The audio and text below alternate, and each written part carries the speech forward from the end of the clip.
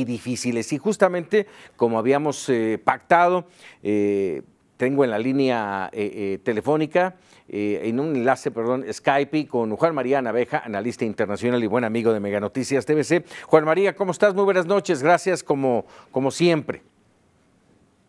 Al contrario, Paco, buenas noches a la audiencia. Efectivamente, como lo acordamos, y diríamos que el comunicado, Paco, fue muy claro, que lo que hay que hacer es urgente un trámite lo más rápido que se pueda negociar para poder llegar al final. Lamentablemente, la mayoría de los analistas coinciden en que va a ser muy difícil que los tiempos sean tan pronto como se quisiera, que es decir, hacia fines de año, para que no se llegue a la elección de México. Esto se ve sumamente complicado porque, como tú dices, Paco, las tres partes se fueron con sus posiciones iniciales.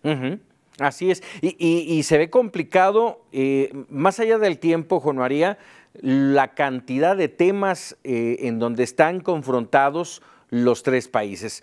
Tema de las reglas de origen, el tema del capítulo 19, el asunto laboral, salarios, en fin, el tema agrícola, que me causó especialmente, me llamó la atención, y lo comentaba yo en mis 100 palabras el fin de semana, que el viernes se dijo que los agricultores de los tres países estaban pidiendo que no se modificara el tratado, que querían modernización y no retroceso. Y yo decía, a ver, los agricultores en México, muchos de ellos sumidos en una gran miseria, ¿estarán de acuerdo con esto que están diciendo? Es que tenemos agricultores de diferentes clases, Paco. Hablemos de los ejidatarios que viven prácticamente de milagro y hablemos de aquellos agricultores que son de alta exportación, por ejemplo, los aguacateros que están muy de moda en este momento, los productores de berries. Es decir, si recuerdas cuando empezó a presionar Trump a México, se habló de la fortaleza que representa la agricultura para México en estas negociaciones.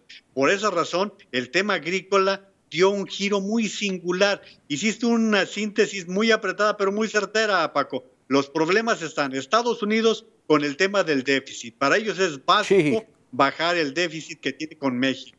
El capítulo 19, que es decir, para que la solución de controversias no sea binacional, sea binacional más bien y que no sea regional.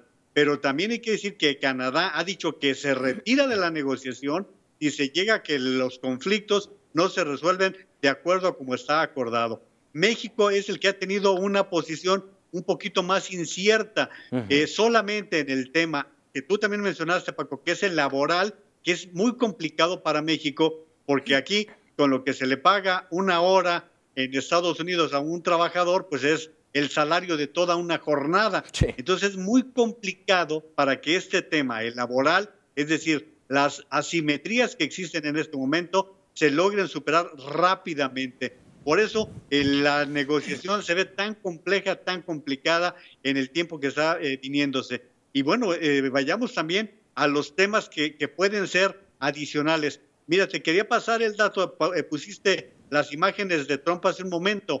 Hoy apareció completamente disciplinado. La mano del general Kelly quedó tan marcada que todo el discurso de Trump fue vía teleprompter, es decir, leyó todo el discurso, no improvisó. Y si así lo controlan, podemos creer que el Tratado de Libre Comercio puede ser negociado por especialistas, por técnicos y no caer en caprichos. Por eso quise hacer esa referencia, Paco, porque era importante destacar este pequeño detalle que se observó hoy por la noche en el discurso del presidente Trump.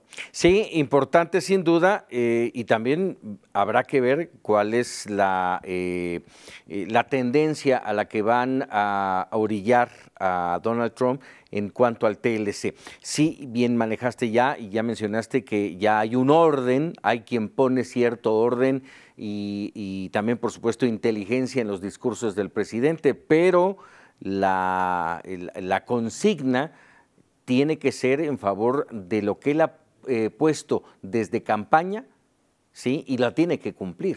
Ese es un gran desafío para el gobierno Trump.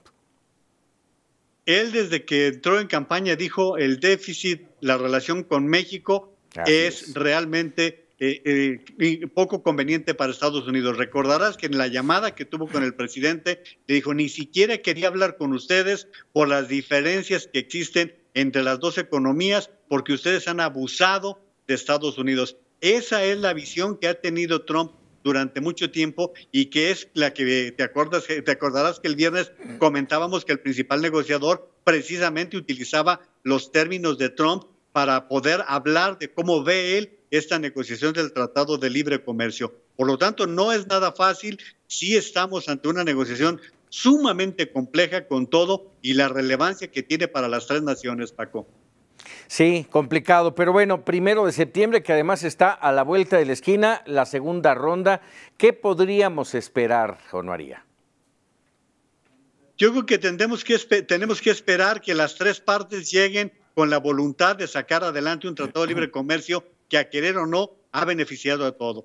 Pero a mí me preocupa un fenómeno, Paco, con todo y lo que el general Kelly le ha dado orden ahora a Trump, el torbellino en el que está metido, todavía con la inconformidad de gran parte de la población por su simpatía por los supremacistas racistas, con la situación del tema ruso, con lo que va a pasar por la salida de Steve Bannon del equipo, con la inconformidad que hay entre los republicanos, con la inconformidad de los empresarios. Es decir, Donald Trump se encuentra ante una situación tan extrema en este momento que quizás, Paco, la preocupación de él en este momento sea más mantenerse en la silla que todo lo demás, y quizás de ahí venga una disciplina que no le conocemos, Paco. Pues vamos a estar muy pendientes y estaremos platicando contigo nuevamente, Juan María. Encantado, viene mucho tiempo en el que el Tratado de Libre Comercio será la constante de muchos asuntos para los tres países. Gracias, Paco. Muy buenas noches, Juan María Naveja. Un abrazo. Buenas noches.